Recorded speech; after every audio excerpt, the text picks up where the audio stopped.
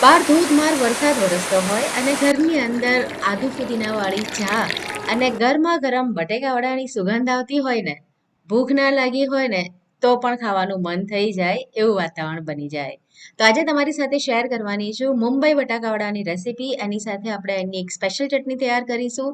વરસાદમાં ખાવાની ખૂબ જ મજા પડે એવા બટાકાવડા એકવાર ચોક્કસ બનાવો. હેલો ફ્રેન્ડ્સ, તમારા બધાનું હાર્દિક સ્વાગત છે. તો ચલો આજની મજેદાર રેસીપી બનાવવાનું શરૂ કરીએ.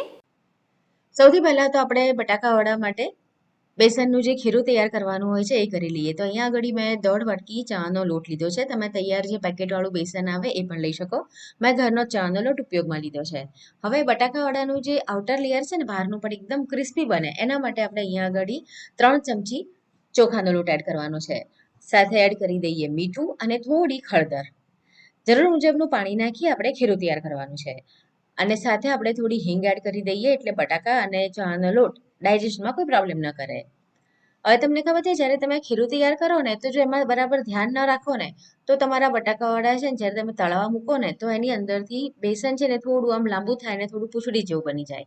તો આજે તમને એક સ્પેશિયલ ટ્રીક બતાડીશ અને એ પણ બતાડીશ કે તમારે આ ખીરું કેવી રીતે તૈયાર કરવાનું કે જેથી તમને એવો પ્રોબ્લેમ ના નડે. તો પહેલાં થોડું થોડું પાણી એડ કરતા જવાનું અને આપણે આ રીતે મિક્સ કરવાનું છે. કોઈ પણ લમ્સ ગાંઠા ન રહેવા જોઈએ. તો મેં અત્યારે ટોટલ છે ને 1/4 કપ જેટલું પાણી આ ખીરું બનાવવા માટે ઉપયોગમાં લીધું છે. એટલે તમે જેટલું લોટ લીધો હોય એનાથી લગભગ અડધું જોઈએ.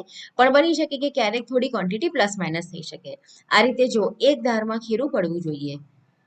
તો ખીરું આપણું તૈયાર થઈ ગયું છે. તો ઢાંકીને એને 15 થી 20 મિનિટ માટે રહેવા દઈએ. ત્યાં સુધી આપણે બટાકાનો માવો તૈયાર કરીએ. તો બટાકાને બાફીને ઠંડા કરી લેવાના. જો ગરમ ગરમ બટાકાને તમે મેશ કરી લો ને, તો એની અંદર મોઇશ્ચરનું પ્રમાણ વધારે હોય અને પછી બટાકાવાળાનો ગોળ શેપ આપણાથી પ્રોપર મેન્ટેન ના થાય. તો બટાકાને બાફીને ઠંડા કરીને રાખવાના. તો મેં અત્યારે 3 મોટી સાઈઝના બટાકા લીધા છે.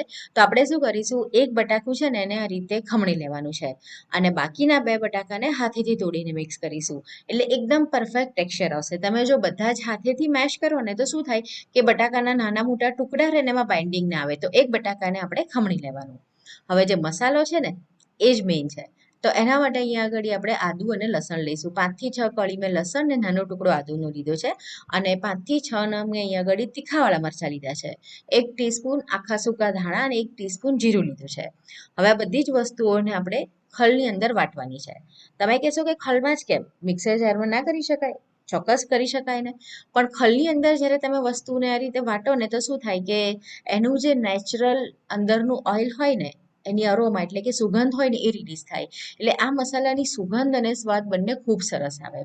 તો આ રીતે વટાઈ જાય થોડા પછી એની અંદર આપણે અહીંયા આગળ કોથમીર એડ કરવાની છે. તો હાથેથી તોડીને એડ કરી દઈએ. ડાળખીની સાથે જ લેવાની છે.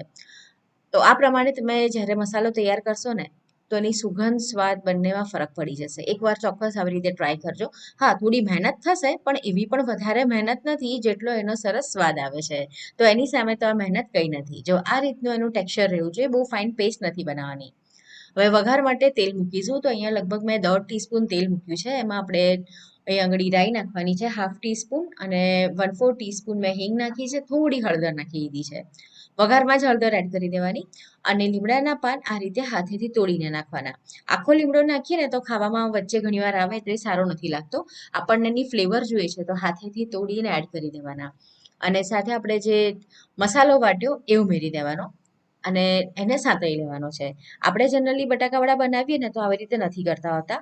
પણ બોમ્બે જે બટાકાવડા બને છે અથવા તો જે મળે છે, તમે જો ખાધા હોય તો એનો જે મસાલો છે આ રીતે તૈયાર કરવામાં આવે છે. ખૂબ જ ટેસ્ટી એવો લાગે છે. વરસાદમાં કંઈક ચટપટું તીખું તમતમતું ખાવાનું મન થાય ને, તો આ એકવાર ચોક્કસ ટ્રાય કરવા જેવા છે. આદુ મરચાં લસણની પેસ્ટ સંતળાઈ ગઈ છે આ રીતે. હવે એની અંદર આપણે બટાકા એડ કરી દેવાના છે. બહુ વધારે તેલ એની અંદર એડ નથી કરવાનું. આપણે બસ આ મસાલો સંતળાય ને એટલું જ તેલ એની અંદર ઉમેરવાનું છે. આ રીતે બટાકા તમે જો ઠંડા કરીને કરશો ને, તો તમારો જે માવો છે ને એ એકદમ સરસ બનશે. અહીંયા ખટાશ માટે મેં આમચૂર પાવડર નાખ્યો છે 1 ટીસ્પૂન. 1/2 ટીસ્પૂન આપણે બ્લેક સોલ્ટ નાખવાનું છે અને 1/2 ટીસ્પૂન આપણું રેગ્યુલર મીઠું.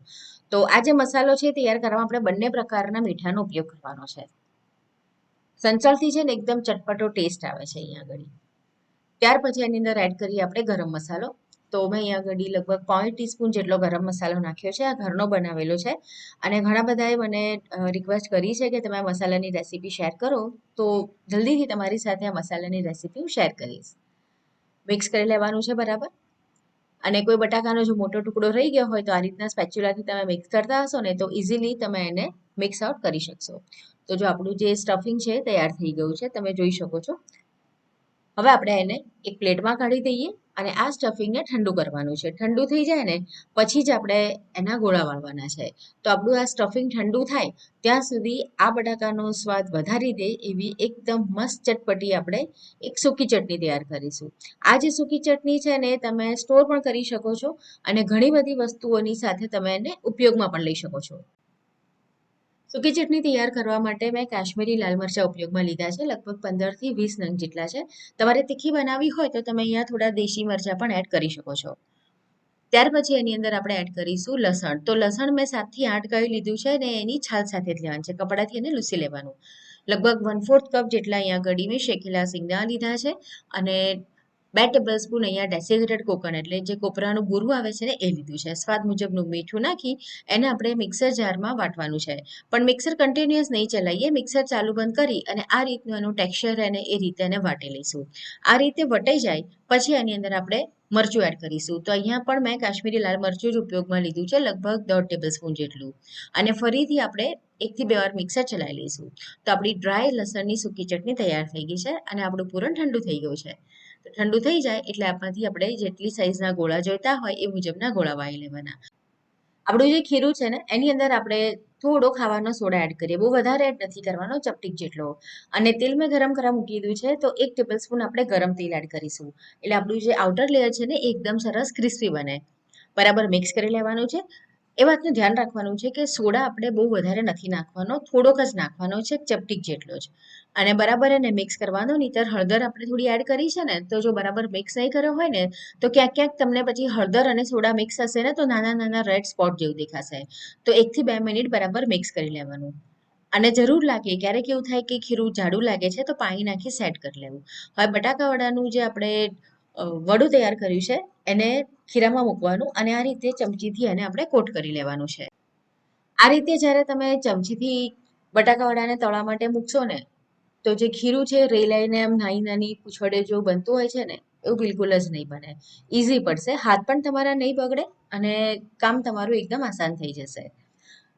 તેલ તમારું એકવાર બરાબર ગરમ થઈ જાય પછી ગેસની ફ્લેમને જ્યારે તમે બટાકા વડા મૂકતા હો ત્યારે સ્લો ટુ મીડિયમની વચ્ચે રાખવાની અને આ રીતે તળવા માટે મૂકી દેવાના.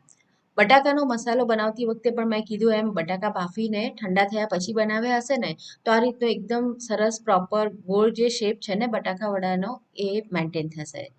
તળા મૂકી દઈએ પછી થોડી વાર રહી અને તળા એનું પડ જે છે થોડું તળાઈ જાય પછી આપણે ચમચીની મદદથી આ રીતે એને ફરાવી દેવાના છે. અને પછી સતત એને ચલાવતા રહેવાનું એટલે એકદમ સરસ એનો કલર આવી જશે. લગભગ 4 થી 5 મિનિટ જેટલો સમય લાગશે. તો આપણા બટાકા વડા અત્યારે તૈયાર થઈ ગયા છે તો એને બહાર કાઢી લઈએ. અને આ જ પ્રમાણે આપણે બાકીની જે બેચ છે એના બટાકા વડા તળીને તૈયાર કરી લેવાના છે. સાથે આપણે સર્વ કરીશું કોથમીર ફુદીનાની ચટણી, લસણની સૂકી ચટણી અને તળેલા મરચાં. તો આજની આ રેસીપીનો વિડીયો તમને કેવો લાગ્યો ફ્રેન્ડ્સ કમેન્ટ કરીને ચોક્કસ જણાવો. જો રેસીપી પસંદ આવી છે, વિડીયો પસંદ આવ્યો છે તો વિડીયોને લાઇક કરી ફ્રેન્ડ્સ અને ફેમિલી સાથે જરૂર શેર કરો. તો ફરીથી મળીએ નવી મજેદાર રેસીપીની સાથે.